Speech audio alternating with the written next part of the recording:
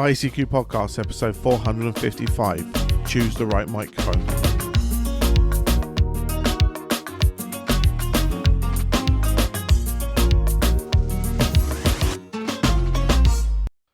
Well, hello amateur radio enthusiasts, and welcome to episode 455 of your ICQ Amateur Radio Podcast, supported this episode by our monthly end subscription donors. In this episode, we join Martin M1MRB, Chris Mike 0 Tango Charlie Hotel, Martin Mike 0 Sierra Golf Lima, Frank K4 Foxtrot Mike Hotel, Bill Whiskey Charlie 3 Bravo, and Leslie Golf 0 Charlie India Bravo to discuss latest amateur radio news. Myself, Colin M6BRY, rounds up the news in brief, and this episode's feature is choosing the right microphone. Well, as always, it's your very kind support to your ICQ podcast that keeps your show advert free, and we'd like to, of course, thank the monthly subscription donors that have helped us out this episode. If you find value from today's show, we ask you to do something very simple, and let's turn that value into a monetary figure. Go along to icqpodcast.com/donate, and you can either select a subscription or donation, which is really, really important to us, or a one-off donation that will help us out along our way. Right, well, now we're going to join Martin, Chris, Martin, Frank, Bill and Leslie to discuss and generate thoughts about the latest amateur ham radio news, including 4 meters for Italy, and remote is the theme for Ham Radio 2025. As always, hope you enjoy. Well, hi guys, and welcome to episode 455 of the ICQ podcast and tonight's news roundtable for that episode. Tonight, I'm joined by Mr. Chris Howard, M0TC8. Good evening, Martin. Glad you got my call sign right. Good evening, guys.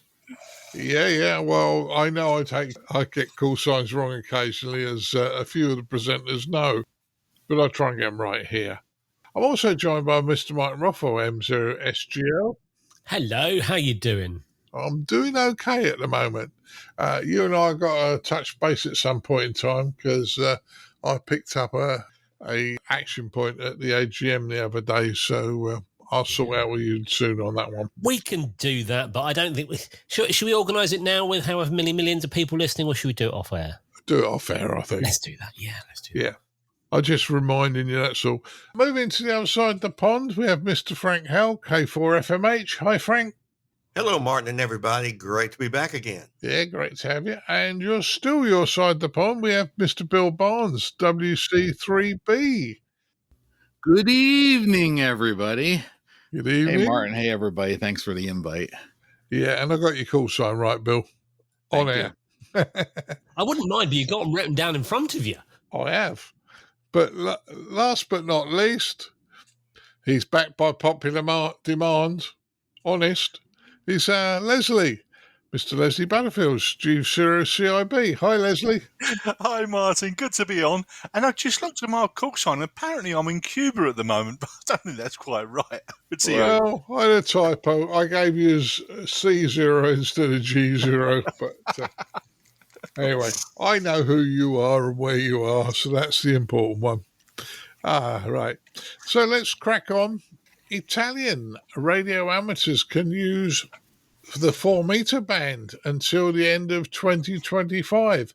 Martin, you sent me this one. Do you want to go first? Yeah, it was just something that got shared on our work amateur radio group. The previous article they mentioned having access to the 40 megahertz, the 8 meter band in 2025. It's also they've got access to some spot frequencies on the 4 meter band.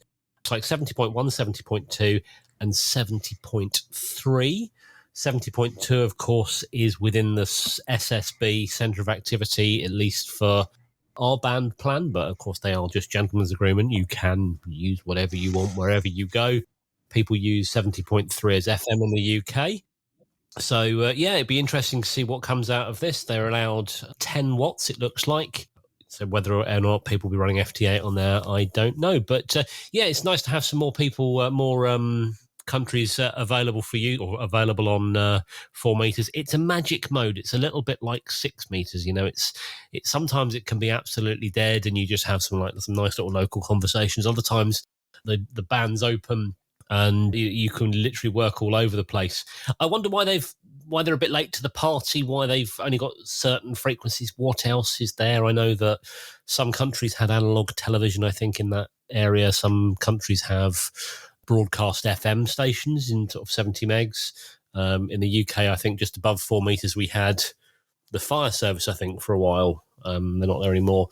But I wonder what's stopping them getting more regular access. But watch your space. I guess time will tell. And it's definitely some people to listen out for on 4 meters.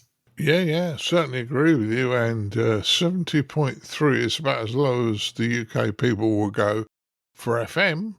But, well, they're not suggesting we would be able to work on FM. But equally, I like 4 meters, and I know you do, because I don't think Chris likes it, because every time he says to me, do you want to go on 4 meters? I get a contact, and an hour and a bit later, when Chris has been trying to pack up, he's still talking. Yes. Yeah, but that's what 4 meters is. It's a gentleman's band, isn't it, of VHF? Yeah. Oh, yeah. Chris, what's your thoughts? Well, I think it's great. If we manage to work a few Italians from the UK, it's great. I didn't realise actually that it was only quite a restricted set of countries that had the 4 meter band. So it's good that they've got it, even though it's only temporarily.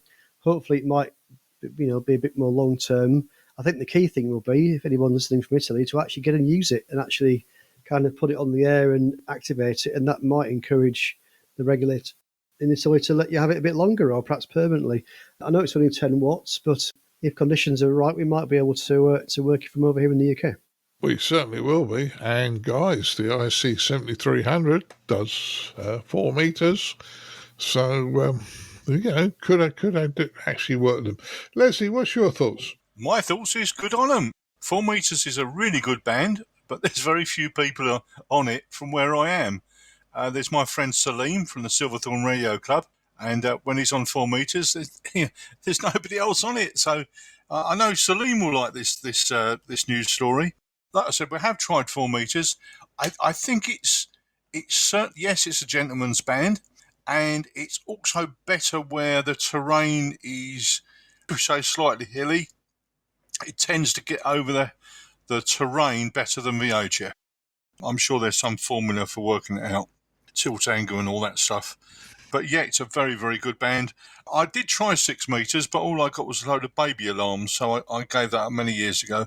So hopefully this is sort of a sign to things to come, and maybe if they can show the authorities that they can use it responsibly, maybe it will be, shall we say, increased at a later date. Hopefully, fingers crossed.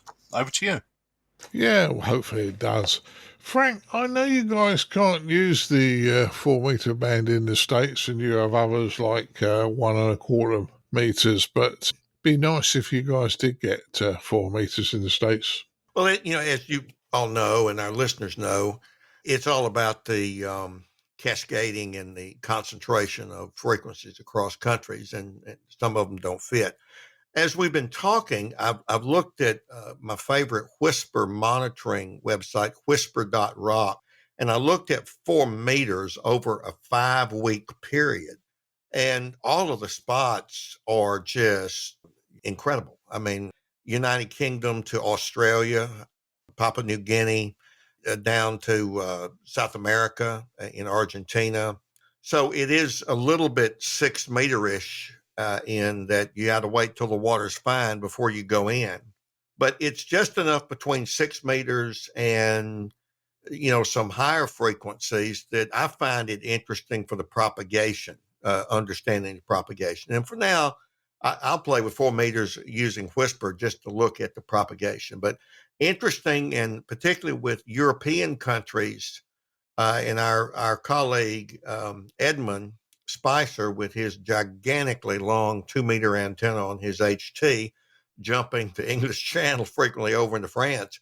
You guys can work other countries, fairly easily on a given higher frequency. So it looks like there'll be great fun as this rolls out. Well, I hope so, Frank, and let's say it should be good fun.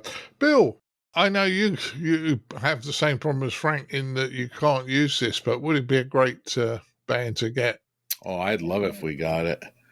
And that's why I'm hoping, as what other folks have said, is I hope that the Italian amateurs get to use this band and do some experimentation on it. And show the regulator that they can be successfully sharing and go from there. So I wish them lots of good times with that this year. Oh yeah. That'll be good. As I say, 4 Meters is one of my favourite bands. I'll be honest with you. Don't get on it as much as possible, but I often listen. And there are people on around the South London area quite regularly. In fact, Thursday nights is a net on 4 Meters. So, there is activity. Right, moving to our next news story. Registration opens for a ham radio boot camp. Now, that's not just for technicians to be told how to do things. This is quite a generic across the board one. Frank, what do you think on this one? I just want to do what you just did, point out to our listeners in particular, when you hear in a boot camp, especially in the state, you think of a ham cram, as Dan might call it, where you're got an intense training to get your technician license.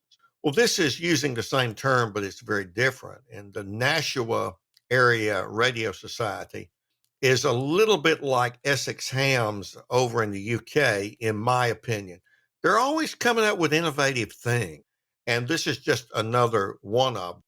They'll do a boot camp for existing hams on operational activities, new technologies and things, and I'll leave it there for the rest of the presenters, but this is a bit of innovation. I will say one more thing. We often say, well, your clubs do this. And, when Chris talks about this, the Sutton and Cheam Club, of which he's a secretary, I'm happy to be a remote member and I enjoy many of the talks. If you look at from a club perspective, scheduling speakers, you have the push and pull. You have to get people willing to give a talk, and then you kind of coordinate topics or what they are willing to speak on and know about.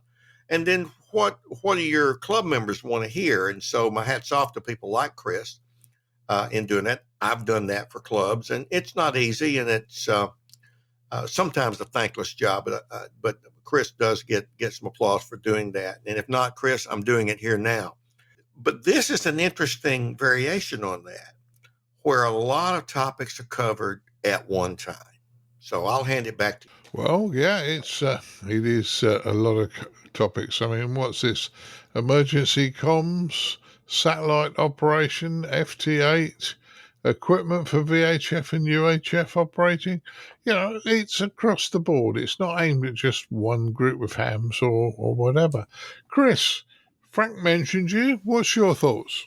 Well, thank you, Frank, for the praise. And Martin Butler used to do it before me, so he's had similar experience in kind of running a radio club. Yeah, I think it's a great idea. It's people trying something new. They're doing it via Zoom, so it means people don't have to travel. So that's great. And I think, people come along to our club to learn new things, either because they've only just got a license, or they haven't even got a license yet, or they've coming back into the hobby, or they just haven't done, they haven't been around for a while on amateur radio, and they want to know what's changed. And a lot of things on that list are things that have, if you're into amateur radio in the 1980s, there's a bunch of things that are different now. That a bunch of stuff is the same, but there's also quite a lot that's things like digital nodes and satellites, etc. So I think she's a good idea. Also, and it's also the same in the UK now. You can do your exam without having ever actually picked up a radio and ever actually being on the air. We used to do in the UK. We used to do practical assessments as well as the actual written exam, or the exam where you got the multiple choice exam. So you'd have to actually go on the air and make a contact on VHF, on an HF. You had to do a little bit of Morse code just to learn it, but you had to sort of have an appreciation of what Morse code's all about. You had to, depending on which level of license, fit a plug, tune an aerial, calibrate a VFO, a bunch of things that are practical things that were about actually getting you some with hands-on experience. And since COVID, and I completely understand the reasons why, and I support the reasons why, that was dropped. And it's a bit of a shame because people now can get a license, and especially if you're doing it kind of remotely and not actually going on a course, you may not actually have that hands-on experience, getting that time with someone that's got a bit more experience than you, that they can pass on the knowledge and the skill of how to operate a radio. So I think this is a good idea to actually, those folks that have perhaps not got as much experience or perhaps a bit rusty, to get a bit of confidence and a bit of knowledge about how to get the best out of the hobby, I suppose. Oh, yeah. And it's all about passing knowledge on, as we all do here at the podcast. Bill, what's your thoughts on this one? It's New Hampshire. I'm not particularly good at your geography. Is that far away from you? It's like an 8-hour drive. Sufficient. Well, drove 3 hours for pizza, so I really don't. This distances here are kind of trippy. But I did pull up the Bootcamp tracks, and they have 3 tracks, repeaters and UHF and VHF, HF activities and interactive breakouts. And looking at the agenda for this is great. They're going to do sessions on, building a station to get on a repeater, how to program radios, getting started with satellites, getting started with fox hunting, or as some other folks call it, because they don't like calling it fox hunting, transmitter hunting. The HF ones is talking about how, basics of putting together a station for single sideband CW and digital, choosing antennas and putting up antennas, using SSB voice on HF, using FT8. The interactive sections are the ones actually, interactive breakouts are the ones actually caught my eye. They're going to have a session on portable operating, how to get started with that, finding DX and QSLing. That's always fun. How to learn CW. That actually is a complex topic that a lot of clubs skip, and intro to the emergency communications. So this whole agenda to have us out there just looks fascinating to me, and I'm glad some clubs are doing this. Yeah, I agree with you, Bill. And it's not just something that, in fairness, is going to be locked down to the States, because this a lot of this is going to be done on the Zoom platform. Now, all right, you guys are between 6, 7, 8 hours behind us, but come on, guys, if you're over here in the UK, you can stay up a little bit late one day for this. This is certainly good. Leslie, what's your thoughts? Well, I've been listening to this with interest, especially the bits that Chris has been saying about bringing people up to skill level and trying different things.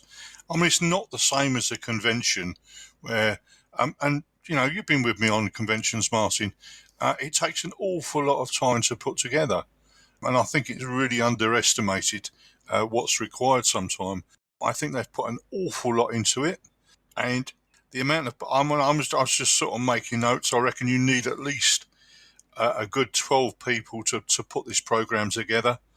And obviously the time to put it together as well. It just seems a tremendous effort. And not only is it, recruiting people into the hobby, because they might like to, what's this all about? Like you said, it's the people that have taken their license in the 80s and want to upgrade and want to learn, be up to date or whatever. So, fantastic. It does require a lot of effort, and more power to their elbow, I say. I agree with you. And you say it requires a lot of effort, but the effort you put in now will pay dividends later on. Absolutely. Absolutely. Because what happens is that if you don't do that, your club in say 10 years' time will just be 4 people around a table, and then you'll go, well, what did we do wrong? Well, there you go. Too true. Martin, have we left you anything to say on this one? Yeah, I mean, we talk about the practicals having been taken away from the exams, at least during COVID in the UK. That was the case, and I personally think that was a mistake not bringing it back. In this case, a boot camp. Great concept. I think we did some practical days to try and encourage people to get on the air that had done the licenses but had done no practicals. From memory, I don't think there was much take up of it. But I wish these people well with their adventure. It might certainly make an interesting feature. It's on a video conferencing platform, suggesting that it's a two-way conversation rather than just a live stream that you can watch. I'd be interested to see the kinds of things that people ask about, specific topics, and maybe that is something that can be taken away and by the people that make up the exams and things like, okay, maybe these are things that we need to put into our training. Or maybe that's key for the radio magazines, the Practical Wireless, the Rad Comic, the QST, whoever. Maybe they're the kind. Maybe that'll give them some suggestions. As actually, do you know what? There's a lot of people asking a lot of questions about doing this. Why don't we get a couple of articles or this for our magazines? Maybe that's a possibility. But yeah, it does look quite fascinating. There's a lot of good stuff there. Support these people. I don't know if it's free or whether it's or what, but support them. If you want to find out more, go along. You never know what you might learn. Even the most seasoned amateur people that have been in the hobby for years, we learn new stuff every day, don't we? You pick something out like, I didn't know you could do that. So why not? You never know. You might find it. You might learn something. You certainly will. And we're all learning all of the time, which is the nice thing about this. All right. Next news story, Friedrichshafen, or ham radio at Friedrichshafen, which is about 6 weeks away, selects a remote. I've never been. Well, it's your fault, mate. We keep asking you. Yeah. Okay. Always something happens to me. What can I say? Well, there you go. Well, this time round, they're using remote as their theme. So remote operation, I believe, and things like that. Chris, do you want to go first on this one? Certainly, yeah. So it's an interesting choice of theme. I mean, I know it changes every year, doesn't it? But I guess there's more use of remote station operation these days. More and more radios now come with this feature built in, and I think it's quite popular. I'll let the other guys talk about some of the uses of remote operation, but yeah, it's an interesting choice. And I think Bill mentioned earlier that the Germany is now allowed to do. I think it was only recently. I think it was last year that the German amateurs are actually allowed to do remote operation. So that's good news. So perhaps that's the reason why they've chosen it. But no, I think it's a decent topic. I think they can probably demonstrate it at the event. There's lots of if you haven't been before, there's lots of manufacturers there and dealers, etc. So it might be that a few of those actually do some remote demonstrations, etc. So yeah, and as you know, Martin, you and I and a few of the guys from the podcast will be there, so we can actually perhaps find out for ourselves in a few weeks' time. So yeah, back to you, Martin. Yeah, no problems at all. Well, the last of our tickets arrived this weekend, which is quite nice. So that we have a fair team out in Friedrichshafen, and it's always well worth the trip, guys. Martin, you've been to Friedrichshafen a long time ago, but what do you think of remote operation? Yeah, it was about 10 years ago. I want to say it was 2015. I live in my old house, lived here for about 10 years now. I love the concept of remote access. It's something that I'd like to set up on my home station. My radios don't permit it. I say don't permit it natively. I'm aware that some of the Icon radios you can almost like plug an Ethernet in the back end, get it on the internet, and then you just run some remote software. Possibly some of the other brands as well. Mine do not support that natively. You would need either a computer. Well, you'd need some kind of computer running, but you would need an interface and things to do that.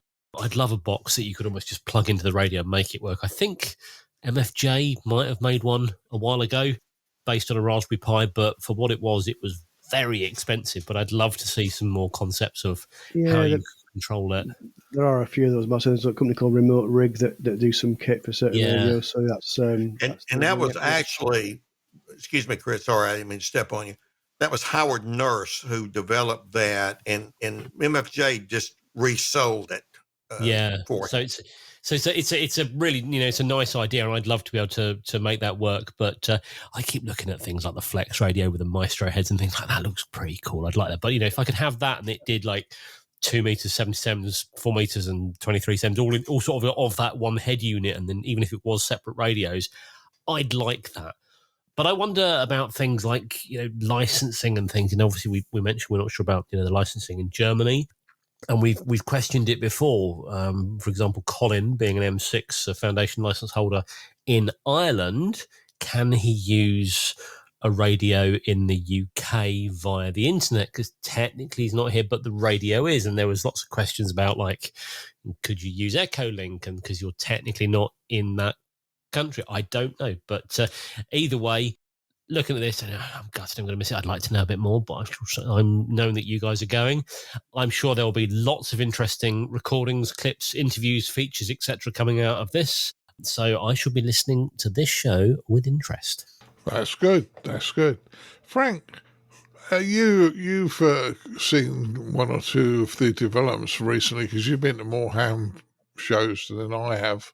What's your thoughts on remote operation? Well, I think the other presenters have identified several key things, and some of them are, for lack of a better term, theoretical. What does it mean to have a contact today? Back in the original spark gap days, you were at the spark gap and you had a receiver and you had that spark gap transmitter making all kinds of noise. You move forward till today, and we have the technology to separate the operator from certainly the transmitter, but also the receiver.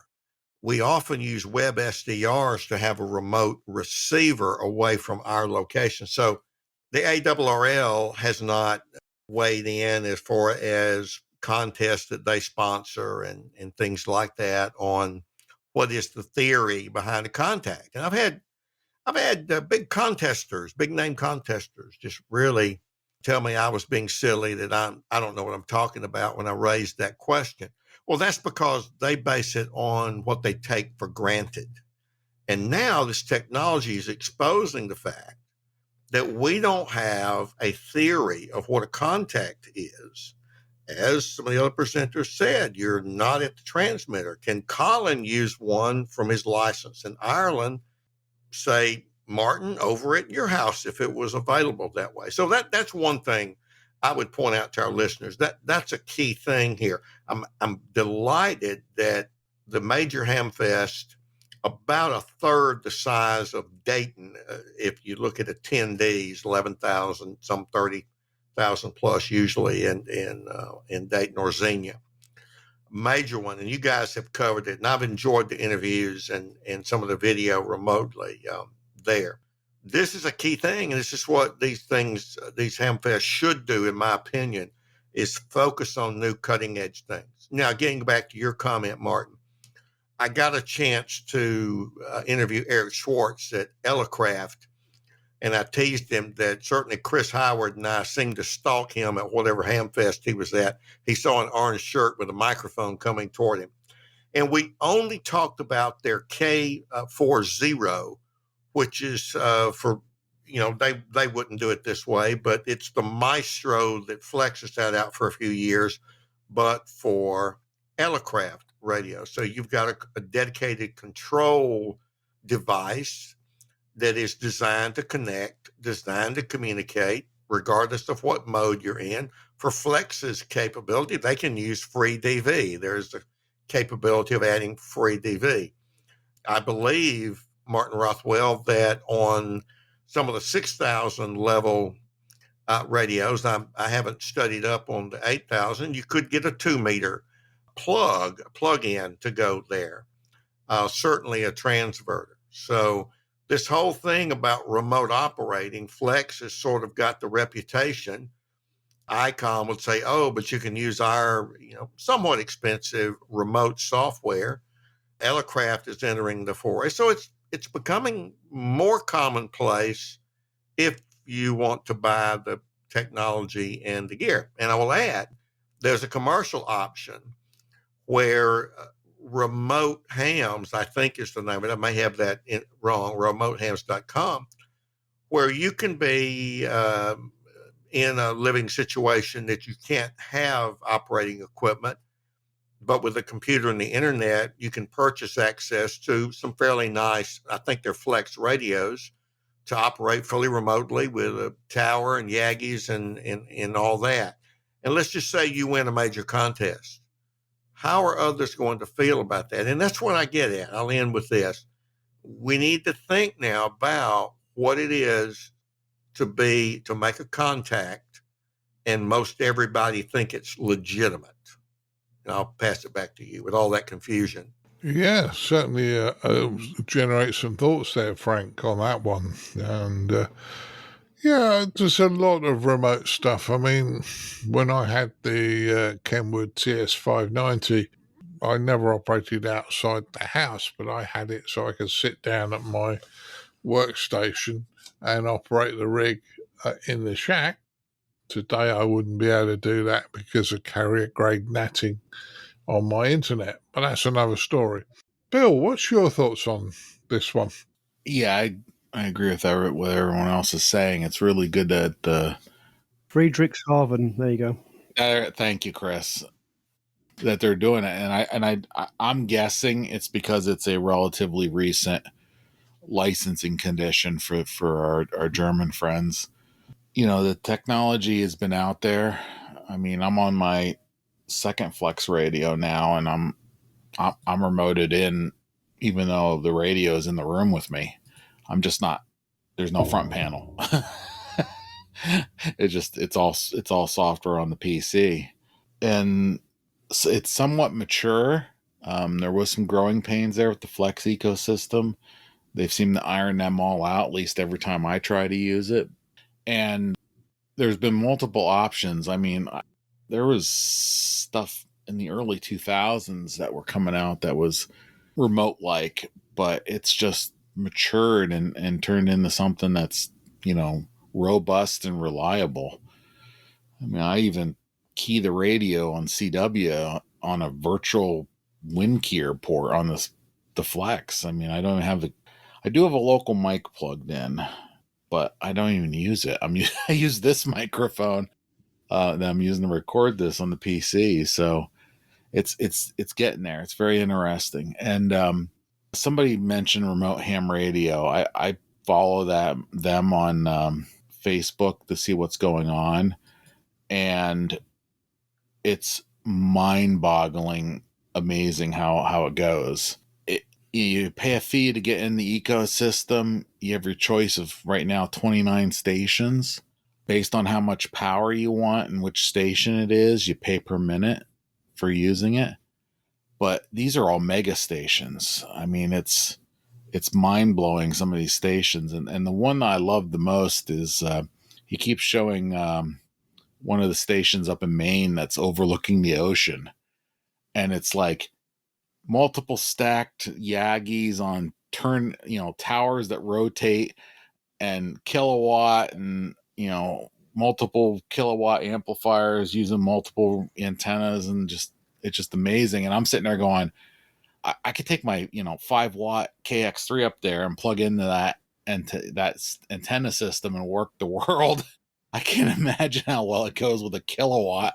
It's just amazing how they've engineered all this stuff. And I do follow some other stuff, and Kevin Thomas just renamed his YouTube channel, but he owns a remote station because where he lives, he doesn't have sufficient space, I guess, to put up a robust station. And so, on the couple, I don't even know how far away it is for him. It's probably 50 or 100 miles away. Him and another ham share a piece of ground they bought up by the Canadian border. And they have, 2 towers up and 2 bunkers set out there with their radio equipment in it, and they use that remotely for contesting from, I think it's Northeast Maine. I'm a little fuzzy on that in case I get that wrong, by the way, but I believe it's Northeast Maine. Same deal, but, this is a one-to-one really. It's not a rent out my shack kind of thing. I wanted a dedicated contest station, but I don't have the real estate to put up an adequate antenna system to be competitive, and so they did the remote route for that. And that leads to the natural logical conclusion in my mind is we have a significant amount of the population in United States, including Frank, live in a associated control area that does not allow large antenna systems to be put up. The ability to either use a remote station or buy time into a remote station is a very large flexibility to allow folks to enjoy the hobby. And that's why I think that because the German amateurs can now use it, and the ham fest that they have over there is really international. it's highlighting all the things you could do to maybe get some folks to think and brew up the next generation of remote operating. It certainly moves on, doesn't it, Bill? And very, very interesting. Leslie, have I left you anything to say on this one? Well, a few bits and pieces. I must admit, I'm not into contesting, so I do look at this as it's another tool in the box, another way of operating. And over the years, I mean, I remember when there was articles in Radcom about this when it first came out, and it's improved and it's improved. And as the description, you now got access to humongous station virtually online. I mean, I do use Echolink, and I think the way they deal with that is you send them a copy of your license. So I believe that's the way things are done. As a topic, I find it very, very interesting indeed. Wow, it's all part of the hobby. That's the way I look at it. Yeah, certainly is. Well, for somebody like me who lives in a built-up area, I know that UK license I can run a kilowatt now, being a full licensee, and with my license in the States I can run 1500 watts. One of the highlights for me, and one of many highlights, was to be in. We stayed with Scott and his wife in Chicago, Colin, Chris, and I, and Karen rung me. Karen rung me, said, Martin, I'd love to have worked you on air, but I wasn't around this morning. And Scott said, I just switched the ring on, Martin. You're running a kilowatt, you'll work, no problems at all. And all right, Chicago to New York State, got to be a good few 100 miles, I would suggest. And Karen and I had a conversation. Couldn't do that in the UK. And there's no way I'd be allowed to run probably much more than 100 watts where I live, in fairness, due to, the radiation limits. So, remote stations, great idea, and I'm waffling. Right, moving on. This one we don't know. But islanders say they cannot escape the mysterious humming. This is going on in the Outer Hebrides, just above Scotland, where there's people are hearing this 50 hertz, or they say it's 50 hertz, hum perpetually. They say they don't know what's causing it, but it's right across the island. Now, I don't know who I would believe on this one, but I wondered all sorts of things. Martin, what's your thoughts on this one? Do you know what? This kind of story really piques my interest when I see something like this, because I just love to know where things are going on. One day they'll get to the bottom of it, what it is, and it'll be something so simple. When I first read it, 50 hertz, that's very specific, isn't it? And it also coincides with the frequency of our mains electricity. So my initial thoughts were, dodgy mains cable somewhere. They say they've ruled out the local power station because it only operates at certain times, but you're still running power to the islanders, so maybe the cable's humming, maybe right kind of weather conditions. There is a Facebook page for this called the Hebridean Hum, and there are loads and loads of interesting theories of where this has come to. Everything from tectonic plates, people saying they've heard it for years. Is it wind blowing through the mountain that's causing some sort of a resonating effect? There is actually genuinely the World Hum Map Database Project, and there's a map on the hum.info. No way. Seriously, showing a map, and the screenshot they've got shows loads of maps all over the UK and Europe, a lot over the east coast of America, and a few down into the sort of South America and Brazil. It's interesting. I would love to know more about this. I'm sure that there are some conspiracy things. You wonder how many. I'm not saying if you live in the Outer Hebrides, I'm very sorry. I'm sure there are people that have heard about it and have convinced themselves they are hearing it. But, the fact that lots of people have reported it. Someone did actually say, I've lost the comment, but apparently someone said, oh, yeah, we have this in a place I live in, London, and they reckon it's to do with some kind of tidal sewer or something like that. I think the Tideway Super Sewer. Hi, all, we're getting a similar issue in London. We're not certain, but we think it's linked to the Tideway Super Sewer. Investigations are taking place. So you have my sympathy over this. Yeah, I'd love to know more. And I've subscribed to that Facebook group because I'm just curious as to what goes on. And but initial thoughts, very specifically, 50 hertz is like, that's very suspiciously mains, isn't it? Yeah. I went down another route, and I wondered, and I think one of you proved me wrong, but I wondered whether it was people trying to communicate with submarines, because when submarines are in water, they use a very, very low radio frequency. But you said somebody said it's a little bit higher than 50 hertz, but then we've only their word it's 50 hertz, this hum. So, Leslie, what's your thoughts? I'm open-minded. To be honest, I don't know. The comments about the Facebook groups does amuse me. So we will find out in due time. It may take a while, but it does suspiciously sound like something to do with mains. Can I prove that? No. So let's see what happens.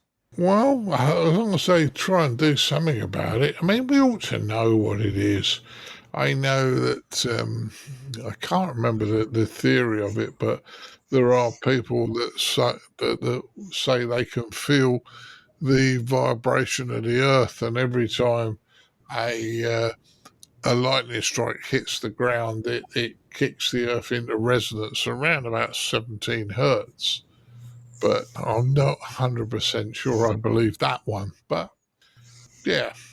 So it's interesting. Bill, I think you were the one who told me the submarine frequencies. Yeah, it was 70. I don't remember. I had a website up. It was 70 something for the US and 82 hertz for the Russians were the only ones that were disclosed on that website. But I don't know what to think about this. This is when you sent this out last night. I'm reading this article and trying to make heads or tails of it. Now, not directly related to this, I am aware that there are folks here in the States who have sensitivity to 2.4 gigahertz wireless, which is pretty much as far away from 50 hertz as you possibly could get, although we can go up to a couple terahertz. But you're licensed in the States for everything above 275 gigahertz for the kids playing along at home. But I have read multiple articles, and not all of them are on those crazy websites, that folks move to the national quiet zone between West Virginia and Virginia here that we have stateside, that they have reduced radio emissions in there for the telescopes, so that the telescopes can receive scientific data from outer space and stars. And there is multiple research studies now that these folks who claim to have this sensitivity did find relief by relocating to the national quiet zone. So there's something to this idea, that because they talked in the article about people getting headaches and dizzying, and I went out and looked for what this sounds like, because the one person dismissed it as tinnitus in the ears, which I have that, but the one I have is from noise damage, and it doesn't sound anything like this. I would really be surprised if that turned out to be what it is. But this is quite an interesting mystery, and I actually have zero theories at this point, because nothing seems to make sense as I read this. Well, the interesting thing is that we're discussing it because we don't fully understand it, and we're trying to understand and bring it to the attention of other people as well. Frank, what's your thoughts on this one? Let me begin with just a general comment about areas of science.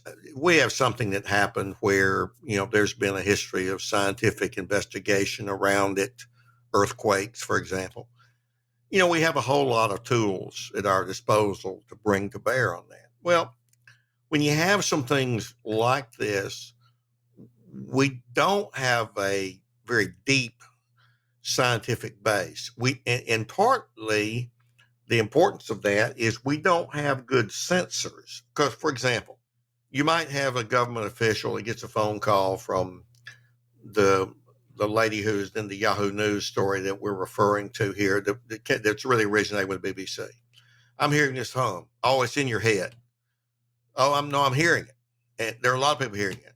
Okay, prove it. Can you give me a tape recording of it? Can you hear? See, you begin to go down that line of, can you establish its occurrence independent of the people observing it? Because one of the first things is it's all in your head. Well, and that's part of the problem. Some people are getting nauseous, dizzy, and things like that. So when we don't have an established science to study something, it can get this label sort of like Bigfoot. And scientists who go into that, they get kind of ostracized from mainstream science because they get a label of quackery. And yet we've had so many Bigfoot sightings now, it's not psychosomatic. You didn't just imagine that there was, you saw something. And going back to this, here's an audio phenomenon that we should be able to diagnose the heck out of the audio. We got good science on audio diagnostics. Now, the broader question is, it doesn't just happen here. As Martin Rothwell talked about, and I've got it up on my webpage now, the World Hum Map. I had looked in Wikipedia, and there have been episodes of geographically concentrated noises, which are called hums, in different places. Taos, New Mexico, which is absolutely beautiful if you've ever visited there. In New Mexico, there's a Windsor hum in Ontario, Auckland, Australia, and some other places, Frankfurt and so on. So at certain times and places, people hear these things. And you might think, well, they're so disconnected. It's not like, hey, there was a alien crash in Roswell. Oh yeah, I saw something last night. There is that social contagion thing. And these things are so independent in both location and time that they can't be contagion. So there seems to be something here, and I agree with the other presenters. We need to be able to figure out what it is. Often doesn't get the attention of institutional science being brought to bear to really figure it out. But I hope that does happen, because if you're suffering from this, I know when I had a disc that collapsed and I had tremendous pain, I used to think people who got hooked on pain medications just weren't strong enough to avoid it. Oh, did I get my head jerked around?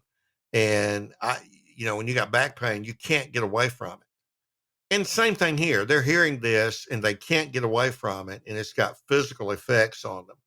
So I certainly hope and pray that there is some group or bodies of people who will investigate this to try to come up with what is causing it. Well, I agree on that one, Frank, and hopefully they will do some investigation. Chris, have we left you anything to say on this one? Not a huge amount. I mean, none of us, we can all speculate possibly on this podcast about what's causing this phenomena. It could be in people's heads, it could be radio, it could be a bunch of things, it could be the mains, it could be Loch Ness Monster, who knows. But I think until somebody actually goes up there with some equipment and actually does a proper investigation, they're going to struggle. And they might be surprised.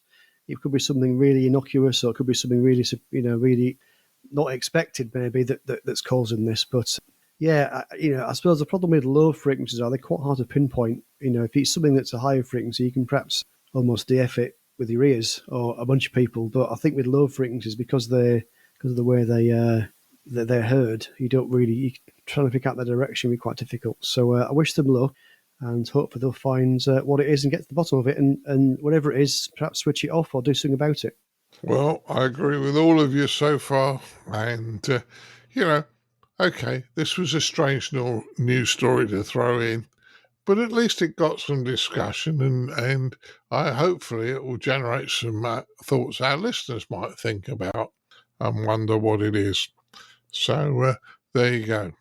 Okay, moving to our last news story, and I think Frank says this one might not be as up to date as I thought it was, but Teresa's Conductors, measuring the natural impact on HF radio.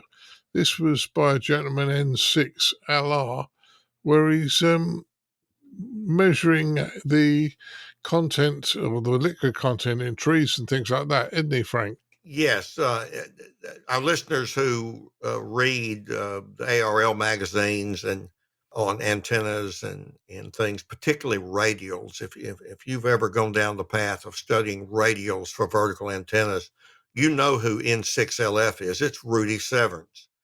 He's just a tremendous researcher, publishes very high quality research. And this article is very relevant today, even though I think it was originally published in ARRL's QEX Experimenters magazine back in 2018. There was a QST article as well. And we've all operated with antennas up in a tree, among trees, strung between trees, or in Bill's case, around several trees. That is a loop. And so what effect does it have? And if you go down the path of telling people about your new wonderful antenna you've put up and you've got in trees, you'll always have someone, oh, those trees are blocking your signal. Well, maybe in a perfect world it might be, but this begins to put some numbers on what trees do to signals. And they don't do the same things all the time. Trees change by seasons. Many drop their leaves. Some evergreens keep their growth. And so this is an interesting article that certainly, even though it was published a few years ago, is very relevant today. And remember, an antenna that you can operate with is infinitely better than no antenna at all. Yeah, you're dead right on that, Frank. Leslie, you got any thoughts on this one? Yeah, I've just been having a look at this, Martin. Sorry, I had the mute on there. You did.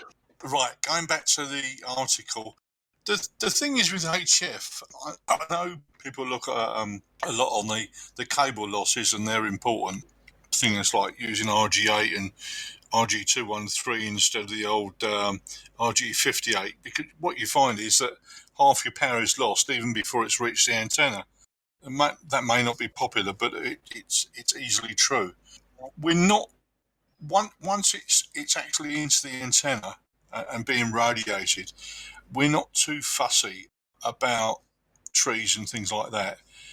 Like you said, you could use them for put a vertical on a tree or hide it in a tree. There's losses in. There's no such thing as a perfect location. We like to think there is. There's always going to be trees. There's always going to be buildings, and a tree is essentially a tube with water in it. So that's essentially what it is. Yes, there's going to be there will be losses, and it's part of the nature of operating HF. What he's done here is he's actually put some numbers to that subjective things that we've been finding. So yeah, it's a good article. It gives us some numbers so we know what's happening. That's my take on it, Martin. Yeah.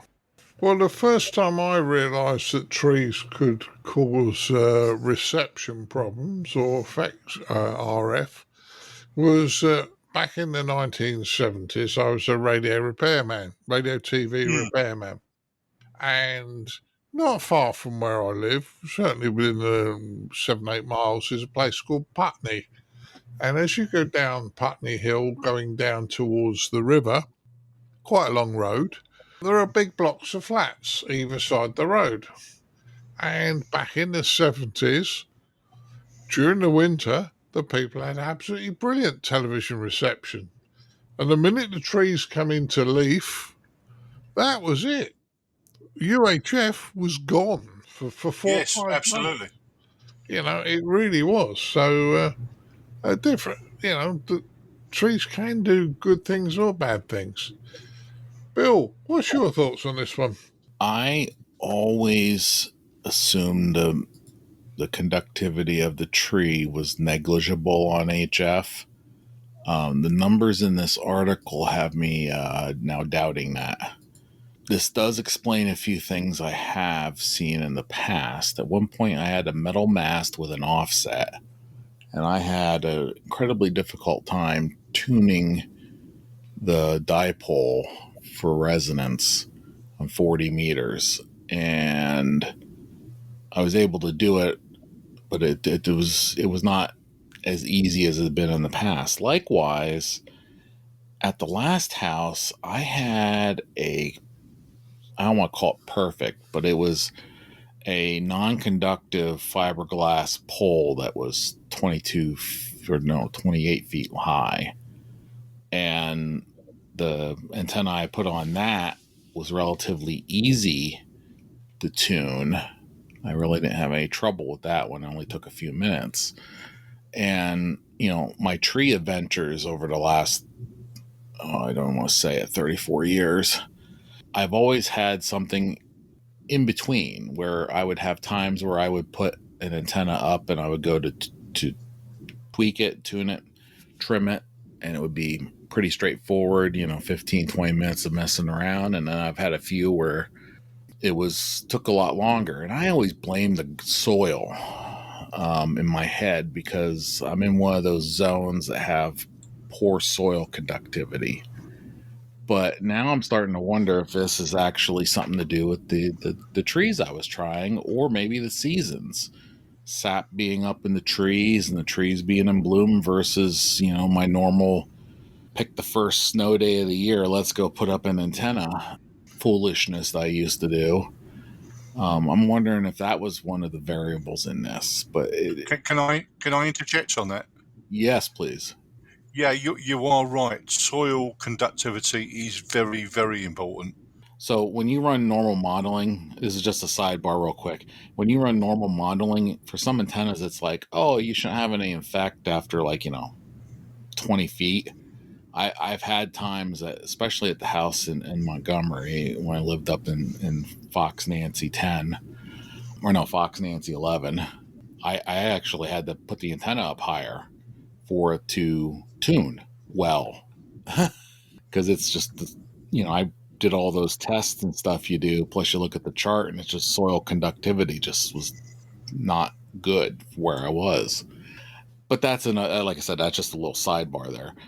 But in general, the article really illuminated another factor on the complexity of the antenna system. And it gives me a lot to think about. And that's always a good article when you sit back and you have to think about something new. Back to you, Martin. Yeah, well, I thought this one would generate some chat on this one. Chris, what's your thoughts on this one? So, yeah, I mean, trees and nature is there, isn't it? Nature's always going to try and, the world is changing constantly. It's funny, I was driving to work today, and now the sun is shining here in the UK. The trees are out, and it's constantly changing. And, of course, that's all, changing the way our radios work, I suppose. So, yeah, it's interesting that someone's actually done some measurements and some research, I suppose, into what trees do to amateur radio. So even though an aerial might work absolutely brilliantly one day, the next day, or maybe not the next day, but maybe a few months later when the trees have grown a little bit and there's a lot more leaves on the ground or in the air, or should have on the branches, or maybe it's rained and you've got water on those leaves or on those trees, that can have an impact. So yeah, I suppose that all I can say really is things that, nature is changing the world all the time without us possibly noticing. Yeah, it certainly is. So, yeah. Martin, have we left you anything to say on this one? Well, if trees acting as conductors and things like that, we all know that trees do things. And I forget what someone said to me earlier about the leaves on the trees and things changing in winter. And it reminds me of a telephone system that got launched in the UK. And I remember reading it in one of the magazines. It's called Ionica. And it was basically a flawed microwave phone system. It was essentially just an analog style phone system. You had a standard phone socket in your house, but the only difference was it also plugged into the mains. But it had a little octagonal dish on the front of your house that pointed obviously at a center point. And they installed the system in the winter. And all these systems worked absolutely great. But come summer, when all the trees had leaves on them, Ionica basically had to close down and they had to work with BT to help people get better deals on their phone systems. And in fact, I think with Cambridge, if you walk around Cambridge, you can actually still see some of these little octagonal dishes on the front of people's houses to this day. I remember the story, and I have a feeling that Lewis from Ringway Manchester did a video on this not so long ago, actually. It's some interesting to reading. But so we know trees that do affect things. I've heard people say that, UHF works better in a forest than VHF. You think about it, the longer wavelength, HF, of course it's going to do something to the trees. Sorry, something to the signal. I have my garden. It has big fir trees at the end. There's a fir tree halfway down it. I've got my antenna strung between the trees because without the trees, the antenna has no support.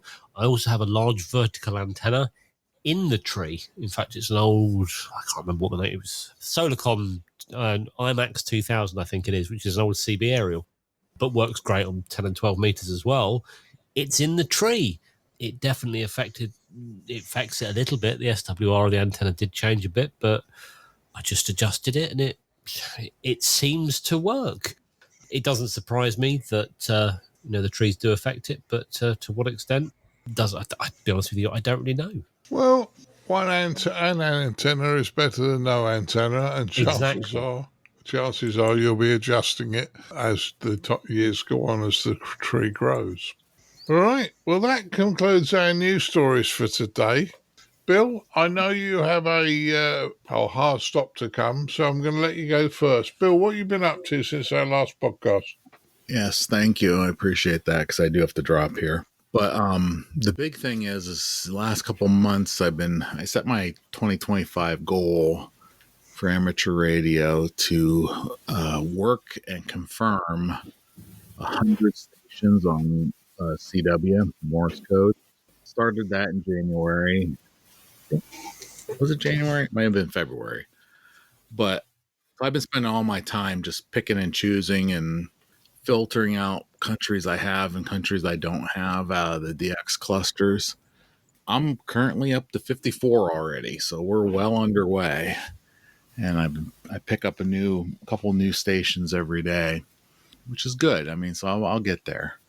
And that's the big thing I've been up to. The other thing I've been up to is the weather's nice again. So I've actually taken the KX3 out a couple times and worked some stations from the back porch or from the mother-in-law's house up in Bradford County. I go up there and sit on the picnic table over at the church and set the antennas up and work some stations. Most of those end up being POTA stations. So I've got quite a bit of POTA and SOTA worked as well. And that's all I've been up to for the last month or two. Back to you. Yeah, well, it certainly sounds like you've been having fun, Bill. I mean, while the good weather's here, keep it up. Frank, what have you been up to since last time we spoke? Well, last time, Martin, I mentioned that Radcom had accepted a paper that I had written, and it's now in the current issue. They put it under feature of ideas to promote amateur radio, and it's entitled Opportunities for Smart Radio and Libraries and Their Usage in United Kingdom. Now, this was really a follow-up on a letter that commented on our colleague Colin Butler's article in an earlier issue of Radcom on smart radio as promoted by Martin and the Sutton and Cheam Radio Society there in South London. This UK ham, Glenn Davies, M7FTJ, had really applauded the idea, but he thought libraries weren't a good fit in England, that people don't really go to libraries that much in England. He cited a National Active Live survey that the Arts Council in the UK conducts. And so I read that, and I had, of course, been promoting library use as a vehicle for amateur radio showcasing here in the States based on work by the Gallup organization, very well known. So I was not familiar with the Active Live survey, so I got on the web and I read up on it, and they have data you can download, and I did. And what I found is that it's a good example of how someone can fall into the trap very easily, that Glenn was captured by only the current, at the time, 1 year's worth of data. And he inferred a trend out of one data point. And unfortunately, it was right in the height of the COVID-19 pandemic. So attendance was down from the past. And he read it straightforward and said, libraries won't work here.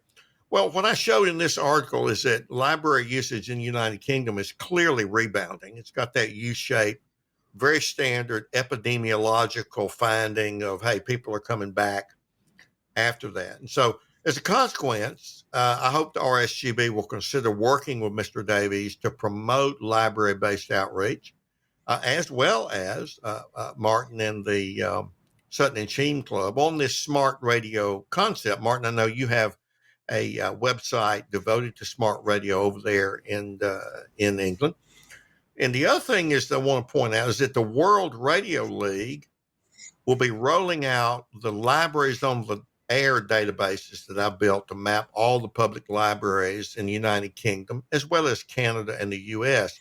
And James Cribbs, the president of WRL, emailed me this past week saying they're going to put that in a unique category, and they're working on building that out. And they have a wonderful platform for logging stations, for tracking stations. A lot of POTA operators are using World Radio League's platform now. So that's out, Martin, and I hope that it's well received and it will spark some interest among the RSGB members and those that they serve over in the United Kingdom, and that hams there will begin to use libraries to reach out to potential hams as well. Because what I found, I'll end with this on this one, very much like the Gallup research, the survey done every year, Active Live, shows that women and young people are more likely to be in libraries. So United Kingdom is not that much different than the States in that.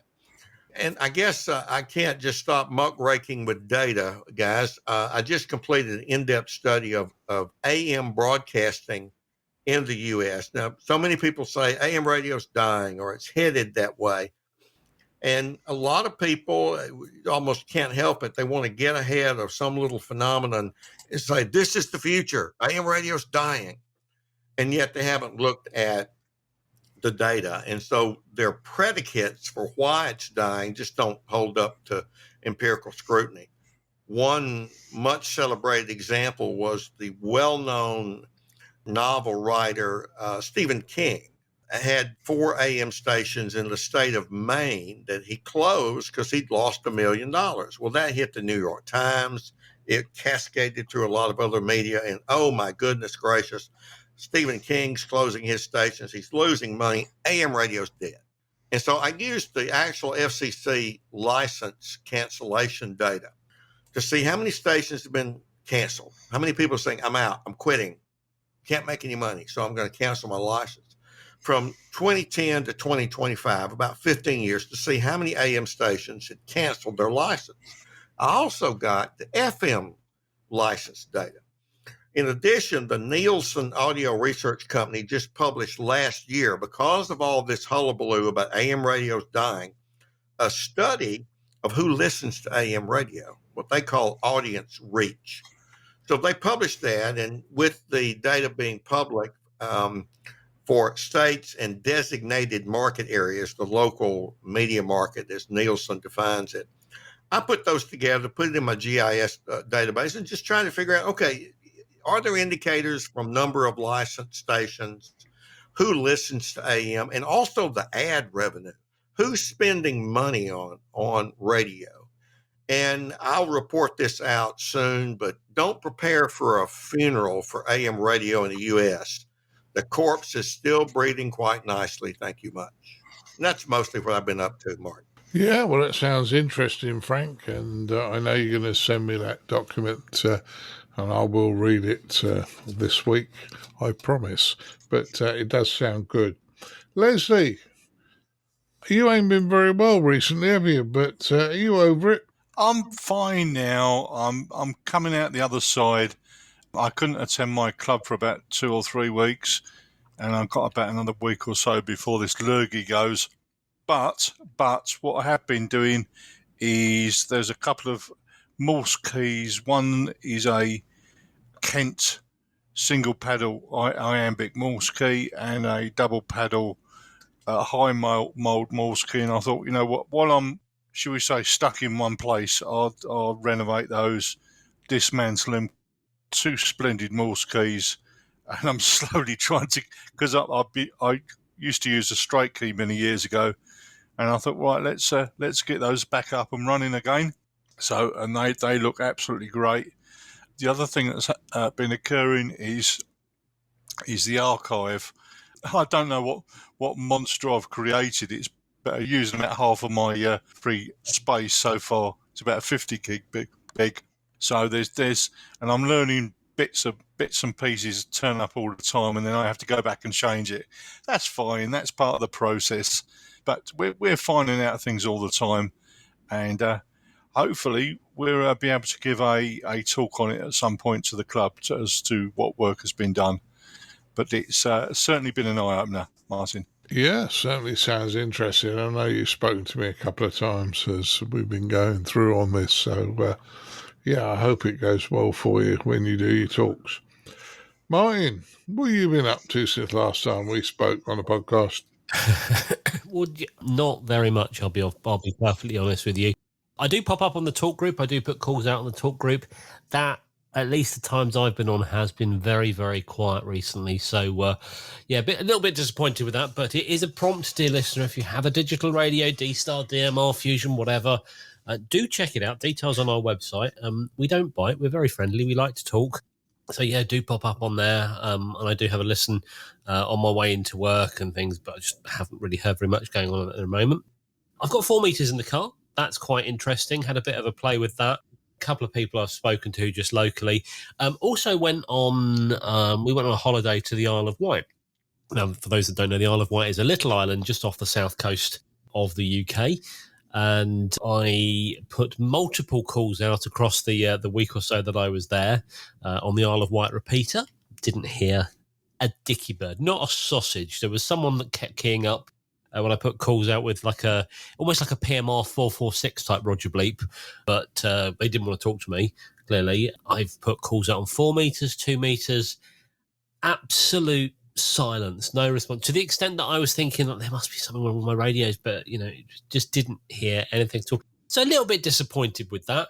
I don't have HF in the car because I found the antennas weren't very efficient and I didn't really use it very much. But, yeah. So that has been my operating, and finally I've been coordinating some. I've got a load of events coming up at work at off-site locations, and we obviously have to make sure that we have the correct licensing for our radio microphones, because obviously they work in there are some public frequencies, but the public frequencies are very, very congested, so we can just book private frequencies. So I've been sorting that out, coordinating a load of those. I spent a fortune with Ofcom recently booking those frequencies out, but it's all good. All the events have worked. My colleagues look at me like, how do you understand this stuff? And I just do. just leave me to it. But I think radio-wise, that's more or less all I've done. Not much else, really. Sounds. Yeah, I've been doing a fair bit, probably more than me. If you'd have given Edmund a quick email, I'm sure he'd have given you a shout, because he can pretty much see the Isle of Wight from where he is. Yeah, I think he does call out on the Isle of Wight repeater occasionally. Yeah. But the Isle of Wight, the Isle of Wight doesn't, at least where we were, doesn't have particularly good mobile phone signal. So, wasn't really in a position to email or call or anything like that. So, yeah. Yeah, well, Colin was over, which meant I didn't get to be with Edmund on Marconi Day, but that's another story. Chris, what have you been up to since last time we spoke? Not a massive amount of radio operating, and probably more a little bit in terms of the club, running the club. So we had our AGM, I mentioned that earlier, Martin, last week. Last week. And once again, Martin, Rothwell and I have been re-elected. I wasn't even standing. That's the thing that I think is amazing. It's just the way it works, Martin. Sorry. You have to pay attention, Martin. Yeah. I was absent. But on the plus side, Martin Butler is president again, so it's all good. Yes. So that was all fine. I've been busy booking more club speakers, so I think we're now okay until November, I think. So that's good to get a few under our belt, and many thanks to both Bill and Frank, who are both doing talks for us later in the year. We had a committee meeting last night, so we've been talking about a few ideas, potentially doing a visit, but we'll perhaps discuss that another time. And of course, preparing for Friedrichshafen. It isn't that far away now. It's May tomorrow, so when this comes out, it'll already be May. and we're going in June, so it is literally a matter of weeks away. So, yeah, I guess we're starting to prepare for that. The weather's looking good now. Certainly here in the UK, it's been a bit of a heat wave. Hopefully that will continue to a degree. So opportunities for operating outdoors. But like I said, I've not really done an awful lot. I've been really pretty busy. I've been out in the camper van 2 out of the last 3 weekends. So unfortunately, not a huge amount of time to operate. But I will see if I can correct that in the next few weeks. So that's it from me, Martin. Yeah, well, sounds like you've been having fun. And there is one other person that's contacted me, and they said they may have something for you later in the year. So you might get that thing filled. But Great. Okay, I'll let good. them contact you when they're ready. So that's a good one. Now, me, what I've been up to, well, extremely very little. Colin and his wife were with us on Easter weekend. So that pretty much wrote off the whole of Easter for doing anything radio-wise. Colin did drag me to football matches, 2 of them, over the Easter period, and we carried on as normal. He was also over last weekend for a football match, which he took me to. So, I was wanting to do things, but Colin's, I also want to spend time with Colin. So that's why I haven't done very much radio. Have been operating mobile whenever I've been out in the car.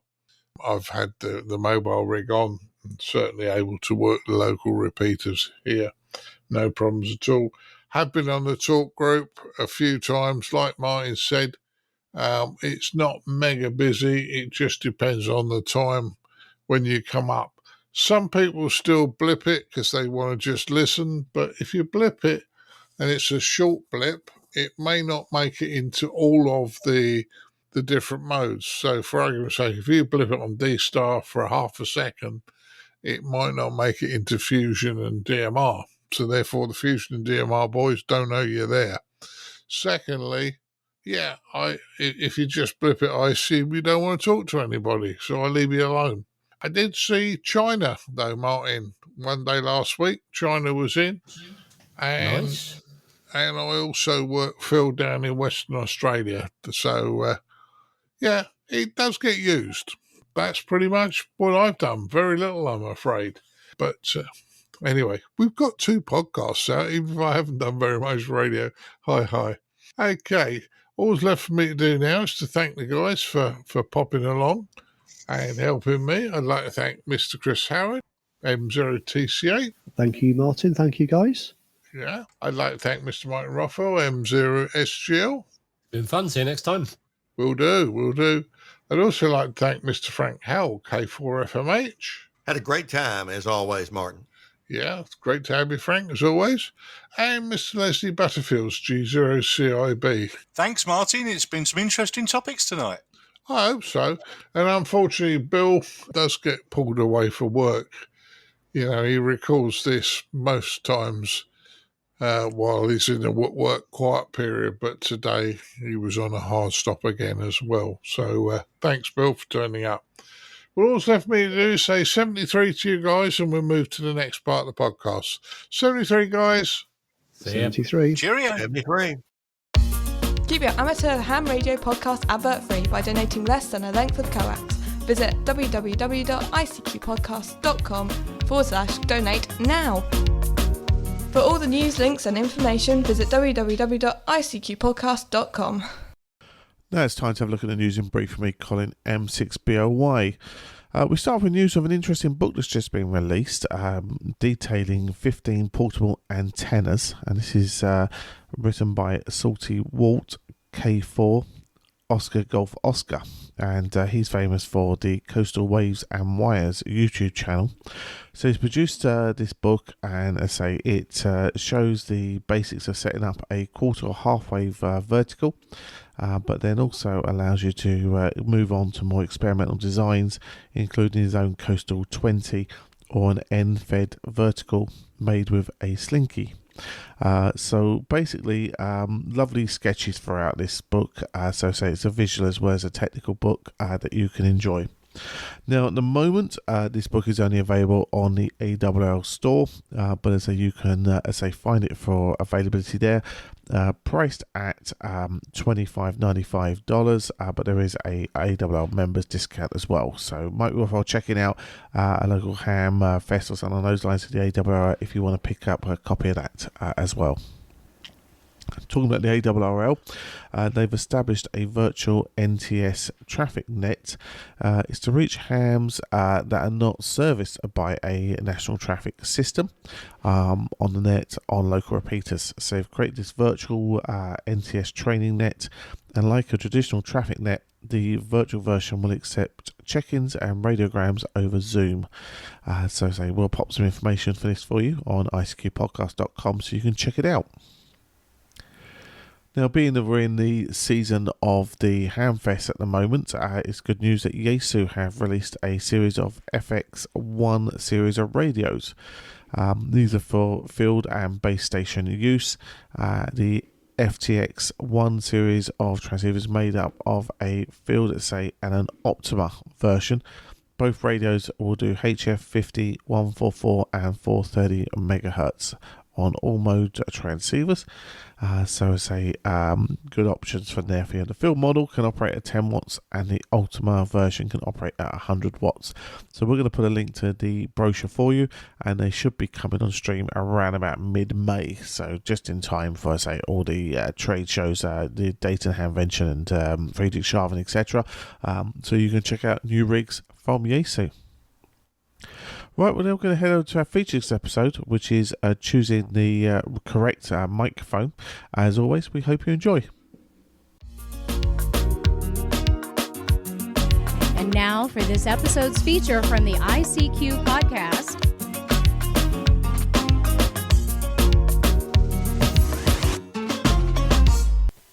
Hi guys, for this episode's feature, I wanted to talk about the various types of microphones. Now, I've been messing around recently and I've found a few old microphones I had and one thing and another. So I thought it'd be worth talking about some of these things, and hopefully, for a newbie, it may help, but even for some of the soldiers, the little things that you may get from it. Now, for radio, we don't need an expensive hi-fi microphone. I know some of you might argue with me on this. There's been some great microphones suggested for amateur radio, but if you think about it, we only transmit frequencies between 300 Hz and 3 kHz. So anything that is produced outside of those ranges is literally not a lot of use to us. Now, if you're making your own transmitter and you don't limit frequencies outside that range, your transmitter might look as though it's transmitting a lot of power, but it's transmitting it possibly in areas where other radios just won't receive it because CTCSS will have killed off all of the frequencies below 300 Hertz. So that's why I suggest we don't particularly need a high expensive microphone. Now, just an amusing little story that I got into trouble with many years ago. I was about 13 at the time and I got into trouble for recording a conversation on my reel-to-reel tape recorder. Now, reel-to-reel, that shows you how old it is. Anyway, I've been recording a radio program and the tape input was connected across the radio's loudspeaker. When the radio was turned off, the loudspeaker acted as a poor moving coil microphone. And when it was found what had happened, I was told to delete the tape, which I did as I was told. I was a youngster then. But loudspeakers and moving coil microphones are just like the reverse. One sends sound out and one sends sound in. Anyway, let's start by looking at carbon microphones. And in fairness, I don't think you're going to see very few of these days. They're not around really. Now, the concept was that you had a diaphragm and like a pot of carbon crystals and another plate, and the diaphragm would push backwards and forwards and compress these crystals. Now, you had to have a battery because you've got a current flowing through the carbon crystals. So the diaphragm is connected to one wire and the plate is connected to the other side of the battery, and the signal is produced by squeezing and uncompressing these crystals.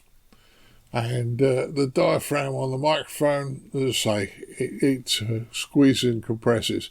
Now, we're not going to come across these much these days.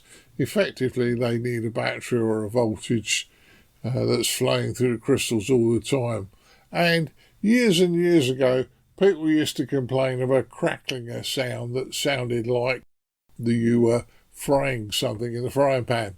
So you would have often seen people banging the receiver on, say, a telephone, because a lot of these were used in telephones. You'd see them banging the receiver to stop this crackling noise. So something you probably won't come across against, but worth mentioning, they did exist and still do. Now, dynamic microphones, or moving coil dynamic microphones, they're the ones that you're most often going to come across, I think, as amateur radio people. This is one of two types. The dynamic microphone is a moving coil microphone. Now, effectively, you have your cone, and at the back of the diaphragm cone is a coil of wire. And this coil of wire is pushed in and out of a magnet. So as the sound hits the diaphragm, it moves the coil in and out of the magnet, generating electrical current. And this current is picked up and can be then sent off to other devices like amplifiers or your radio. So moving coils are very, very useful, but bearing in mind they're the reverse of a loudspeaker, and as I got caught out many years ago. Now, commonly, moving coil microphones are normally 600 ohm impedance. So just be aware of that. I think the standard is pretty much 600 ohms. The next type of microphone, which I'm pretty sure you're not going to see very much of, is the crystal microphone. And years ago, people took the piezoelectric crystal. So what they did was they took the crystal and they fitted two metal diaphragms, one each side of the crystal. And then by the sound coming in, it would compress the crystal. And when you put pressure onto these piezoelectric crystals, they produce a voltage. So you can compress and uncompress them, and they would generate a voltage quite happily. And once again, these were often used in telephones as well and portable sound systems. The biggest problem probably for us as amateurs is that they have an input impedance of about 100,000 ohms or 100 kiloohms. So, probably wouldn't work very well with transistorized circuits of today, unless you were using FETs, of course. But the piezoelectric microphones, yeah, they were certainly around 50 years ago, and people were using them for all sorts of things. Not very flexible for what we need today. Moving on, you've got the capacitor or condenser microphone. Now, these often require a 48 volts of power to make them work. They're very, very sensitive and mainly used in recording studios. Now, I joke, and I use the word joke, that they are that sensitive you can hear an amp fall over in your backyard. Therefore, these would not be a good choice for amateur radio. They're very, very sensitive. You find them in recording studios. And basically what happens is that you have a front piece of metal, which is the diaphragm, and behind it another piece of metal. And this is the two plates of the capacitor. And when you talk, your sound waves come in and they buckle the front diaphragm so that your sound is changing the capacitance of the capacitor by moving the plates closer or further apart. And that then can be used to bring sound forward. Now, in the region, if you were trying to do this, they are basically in the region of 10 to 50 picofarads. So they're very small capacitors, but they're 2 plates, and you do need a voltage because you have to have a battery or a phantom power across this capacitor, so that when the capacitance changes, the charge and discharge rate is what you're getting coming out of your microphone and to go off to your preamp or your amplifier. One of the last ones that we all use pretty much when you buy a rig today is an Electrac microphone. Now, when I first started looking into this, Electrac said they don't now have any power on them. They're effectively a capacitive microphone, a capacitor microphone, but they don't require power on them. However, most times these are sold as capsules, and they only have 2 leads connecting to them. When you break one open, the Electrac capsule, you'll find that you've got a capacitive microphone and a JFET FET within the unit. And what you have to do is also put a voltage through a resistor onto the FET, and the output is fed through a capacitor to isolate the voltage going into the rig. Now, often in ham radio gear, this voltage will be on the front panel of the microphone connector, and it will be 8 volts. So you take 8 volts through a resistor onto the capsule, and then where the output is also where the 8 volts is going in, so you then decouple it into the rig. This, I'm very sure that if you want to know more about how these are wired up, just have a look at any one of the manufacturers' microphones. They will show you the circuit diagram, and that should give you a very, very clue on how they go together. But they're very, very simple, and they work well. And once again, they're dirt cheap, so everybody uses them. So, in hindsight, there are only 2 really microphones we use these days. The Electrac capsule, which is often fitted to most handheld microphones, and you may at some point in time have a moving coil microphone, the dynamic microphone. They're very, very good. I hope this was of interest. Well, everybody, I really hope you enjoyed our features episode on choosing the correct type of microphone. And Dan, I think this is one that does catch a lot of people inside the hobby and outside of it when they're trying to record audio or use speech in terms of the type of microphones they should use. So I think that's a good shout, this episode. Yeah, well, I tried to do it as a sort of semi-technical feature, Colin, because when I was doing some research on microphones for another reason, and it came across and said Electrac microphones were effectively capacitor microphones that you didn't need to put any voltage on them, whereas a capacitive microphone or a condenser microphone you have to. And I thought, well, why am I putting power onto these little Electrac capsules? And it turns out that there's usually a FET in them that acts as an amplifier. So you've got to put power on them to make the FET work as an amplifier and boost the signal. But there was other things. I'm sure some people that are a lot younger than me have never used crystal microphones or carbon mics. So Yeah, just a little bit of background, Colin. Yeah, nice one. So there you go.